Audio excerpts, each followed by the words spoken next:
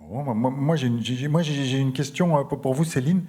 Vous avez parlé d'un poisson, je ne sais pas si c'était un saumon ou une truite, que vous avez retrouvé dans deux rivières, qui était dans une rivière anglaise. Et alors moi, c'est pas du tout ce que j'avais compris sur le cycle des saumons. Je crois qu'ils retournaient là où ils étaient nés. Qu'est-ce qu'il faisait ce saumon-là? Pourquoi? Qu'est-ce qui s'est passé? Alors effectivement, il s'agit d'une truite de mer qui a normalement le même comportement que les saumons, à part qu'ils ne migrent pas en mer au même endroit. Mais le comportement global, c'est qu'ils naissent dans une rivière, ils migrent en mer et ils retournent dans leur rivière natale. Et avec cet individu, on a eu la chance de le marquer sur le frôme. Il a été détecté sur nos récepteurs de la Brelle, donc sur un autre site, ce qui montre qu'il y a une migration qui confirme un peu les résultats génétiques avec des échanges des poissons français qui vont en Angleterre ou des poissons anglais qui vont en France. Mais en fait, la suite de l'histoire de ce poisson, c'est qu'au lieu de rentrer dans sa rivière natale, il est rentré dans une autre rivière. Et c'est des phénomènes qui sont supposés. C'est juste que là, avec ce poisson-là, on montre que ça arrive et qu'il ne retourne pas toujours dans la rivière natale. Merci. Si je peux juste compléter ça, je pense que le peu de différence qu'on voit entre certaines rivières de nos groupes confirme aussi que le homing, il est vraiment pas absolu et que soit elles se trompent, soit elles explorent. Enfin, je sais pas exactement, mais le retour à la rivière natale chez la truite n'est pas si strict que peut-être on le pensait. Dans tous les cas, c'était des rivières qui avaient des profils semblables en France et en Angleterre. Donc il aurait pu y retrouver un peu un milieu similaire quand même. Alors, pour cet individu notamment, effectivement, c'est un échange entre le Frôme et une rivière très proche de la Brelle.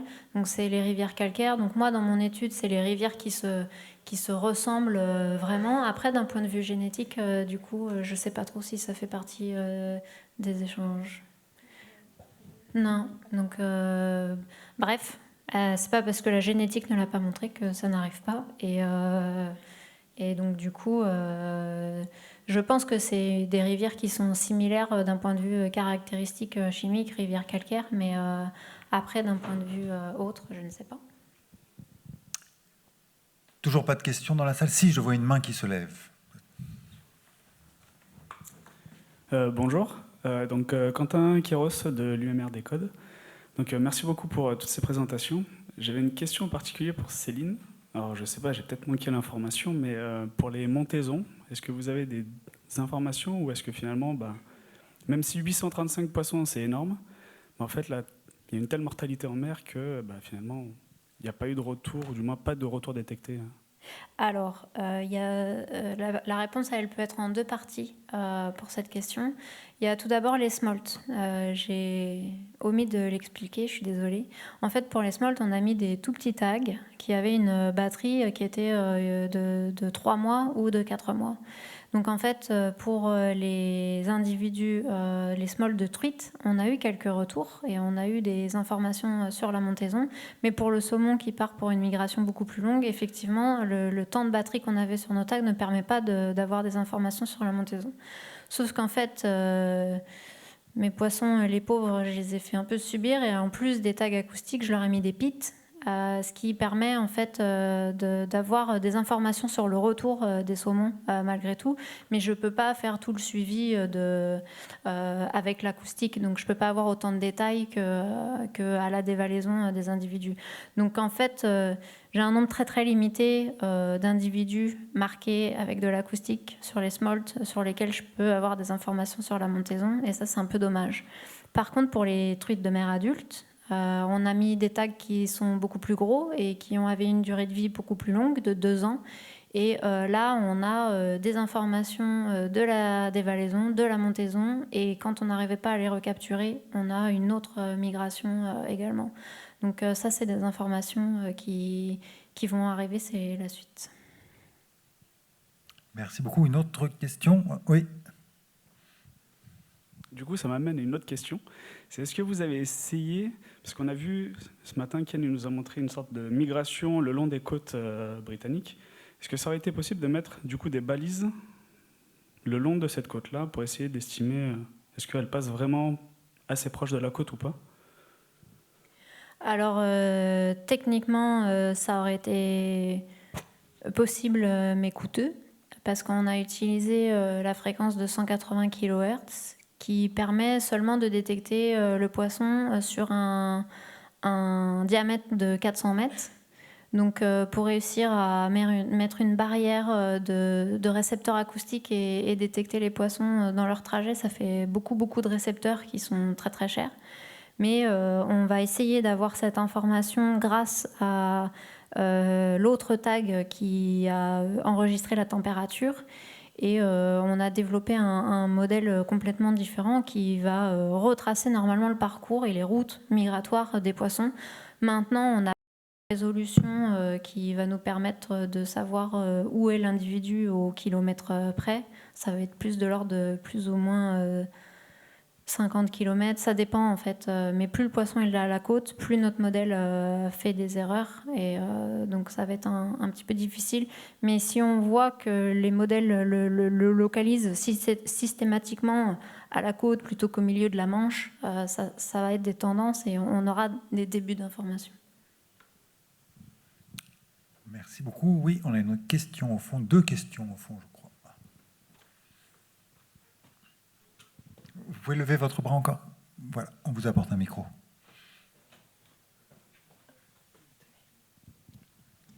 Bonjour, Michel Ledardla de Réal Bretagne. C'est encore une question pour Céline.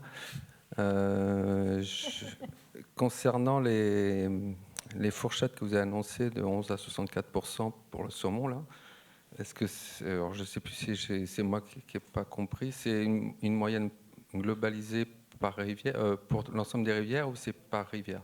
Non, c'était effectivement de 11 à 62%, c'était représentatif des 4 sites. Donc le Frome, c'est évidemment 62% de mortalité. Et pour le Tamar, qui est par exemple la rivière où on a eu le plus de survie, la meilleure survie, ça représentait 11% de perte de la population. Donc c'était des exemples pour montrer l'étendue des possibles sur différentes populations.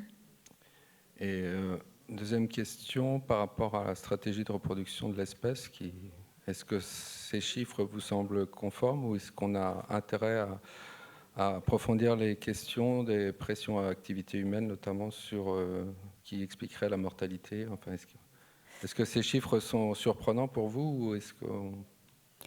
Alors, je pense que quand on regarde le taux de retour des individus sur leur globalité de la migration marine, quand on a une perte de 10% des individus à la sortie de l'estuaire, je dirais que ça paraît plausible. Maintenant, quand on a une perte de 60% de la population juste dans les premiers kilomètres de la migration, là, ça commence à devenir très très fort. Et il y a clairement un fort impact dans cette rivière-là, quoi. Je pense que la distance de migration en elle-même ne justifie absolument pas le résultat. C'est effectivement quelque chose qui influence de façon négative la survie, mais il y a forcément un autre paramètre qui fait qu'à cet endroit-là, il y a un paramètre supplémentaire qui fait que les smolts survivent pas très très bien dans ce site-là. Ok, merci. Oui, monsieur. Oui, Étienne Prévost, d'INRAE. Moi, j'avais une question sur toujours, alors je suis désolé, c'est toujours pour toi, hein, c'est toujours la même question. Sur la survie, sur la technique qui est utilisée, quand même une technique très invasive. Donc, tu ne nous as pas parlé de l'effet de la technique sur la survie. Et donc, je voulais savoir qu'est-ce que tu en pensais, comment tu avais traité cette question, si tu l'avais traitée, et qu'est-ce que tu pensais de l'influence potentielle de la technique sur les résultats observés. Donc, pour avoir 835 individus, est-ce que vous en avez pêché 10 000 Non, c'est une très bonne question, c'est normal de la poser. En fait, on a traité cette problématique de 2 façons différentes. Donc, je répète, on a utilisé la fréquence de 180 kHz, qui est moins puissante qu'en fait d'autres matériels acoustiques, justement parce qu'en fait, elle permettait d'avoir les plus petits tags possibles du moment. j'ai limité la taille de marquage des individus par rapport à cette problématique où j'allais, par exemple, je n'ai pas marqué tout le panel de saumon possible, j'ai marqué qu'à partir de 13 cm. Donc quand on regarde les tailles de smolt de saumon qui vont de 9 jusqu'à, je sais pas, 15, on marque vraiment que les plus grands saumons. Par contre, pour les truites, on arrive à voir tout le panel de taille des populations. Donc on a limité notre impact en réduisant, en choisissant vraiment les plus gros individus et en limitant l'impact et la comparaison taille et poids du tag par rapport au poids du poisson. Et on a également fait une expérimentation sur le scorf, notamment avec Nicolas, où on a fait le processus de la chirurgie d'implantation des marques, mais au lieu de relâcher les poissons en milieu naturel, on les a conservés en bassin et on a regardé le taux de survie des individus après marquage et on a maintenu ces individus en bassin pendant 2 semaines, qui est globalement la durée de suivi de notre étude, et on a eu 0 perte. Donc ce qu'on ne peut pas dire, c'est savoir si le poisson, avec un espèce de tac dans le ventre, il se traîne par terre et il va être plus lent. On ne peut pas montrer qu'on n'a pas d'impact sur le comportement migratoire du poisson, mais on peut clairement dire qu'on n'a pas eu d'impact sur la survie directe. Donc ça reste peut-être une réponse en demi-teinte, mais dans tous les cas, on a vérifié notre impact direct du marquage.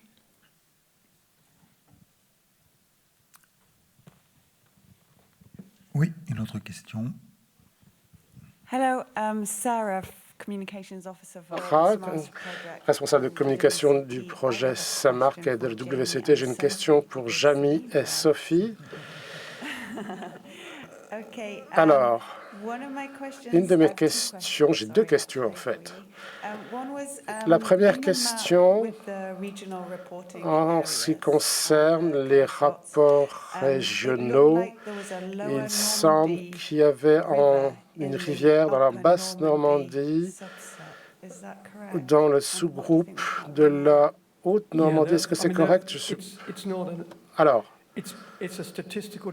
c'est une technique statistique.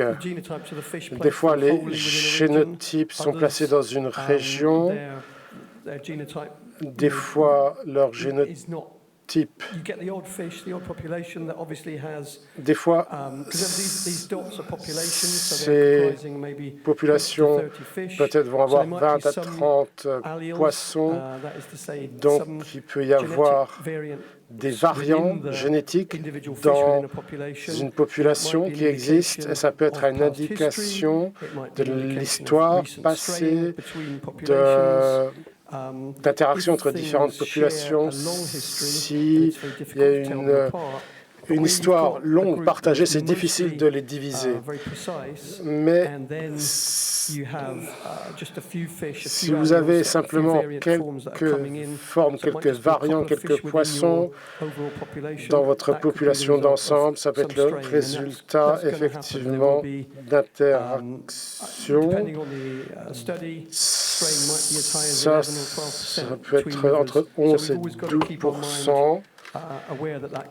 Ça peut être une possibilité. Est-ce que vous voulez ajouter quelque chose? And then, I don't know if... Oh, sorry, Andy. Did you want to... Strain, c'est une souche. Souche, oui, ça dépend des souches. Ça dépend aussi du peuplement des poissons en dehors des zones. Parce qu'en France, vous pouvez stocker, déployer différents poissons de différents bassins. Je ne sais pas si le mot, la proximité génétique existe. Est-ce qu'il y a des groupes qui étaient proches d'autres groupes ou est-ce que pouvait y avoir des proximités génétiques entre des populations françaises et des populations anglaises, des cousins peut-être? Alors, tout d'abord, la division est géographique. Mais dans certaines zones, Il y a des conditions environnementales partagées qui montrent que certaines populations sont plus liées à d'autres populations sur l'autre côté de la Manche on a fait des travaux récemment. Je sais que Guillaume est là également, on parlera avec lui. On a vraiment des preuves intéressantes pour le saumon. Donc, on a regardé nos rivières crayeuses et les poissons de la rivière Brel, là encore des rivières crayeuses. Et les poissons qui sont dans ces rivières crayeuses des deux côtés de la Manche sont plus liés entre eux génétiquement qu'ils le sont dans d'autres populations. Donc, effectivement, il y a plus de similarités génétiques entre les poissons dans ces environnements-là. Donc, la géologie sous-jacente peut amener à des similarités génétiques importantes. Et ça peut contrebalancer l'effet de la proximité géographique. Sophie, tout à l'heure, vous avez utilisé l'expression génétique du paysage. Est-ce que c'est cette idée-là ? C'est que certains groupes génétiques sont liés par leur habitat ? Ça en fait partie, oui, effectivement. C'est les paramètres qui peuvent tout à fait influencer les distances génétiques entre populations. Les paramètres de substrat sont très certainement importants. Après, là, il s'agit des substrats des rivières. Et nous, on s'intéressait plus aux paysages marins, mais c'est vrai qu'on essaye de réfléchir à comment introduire les aspects des paysages, enfin, ou des paramètres environnementaux liés aux rivières. Ça complexifie le modèle, mais ça fait totalement partie de la question, tout à fait. Merci beaucoup. Est-ce qu'il y a d'autres questions ? Oui. Alors, clarification pour répondre à la question qui concerne des effets du balisage. Dans le contexte du programme en Écosse, il y a beaucoup de poissons qui ont été étudiés. Plus de 2000 ont reçu des balises, donc il faut faire attention à cela. Donc, est-ce qu'il y a des corrélations? Ce qu'on a fait au départ, on a fait une revue de la littérature, on a travaillé avec des collègues au Canada qui avaient fait donc cette installation de balises depuis des années. Comme Céline, on a donc mis des balises uniquement sur des poissons d'une taille supérieure à 13 cm. Donc, il y a beaucoup d'expériences qui sont réalisées. Donc, on regarde aussi différents types de balises, de différentes tailles. Maintenant, on espère pouvoir utiliser des balises d'une taille différente qui ont des impacts moins importants que les balises acoustiques. Et donc, on va voir effectivement si ce poids supplémentaire est un problème, parce que toute cette information sera bien sûr disponible lorsqu'on la publiera. Donc, il y aura un soutien, des informations qui nous seront données sur la base des travaux que nous aurons faits. Donc, c'est une question vraiment importante. Merci. D'autres questions, d'autres commentaires?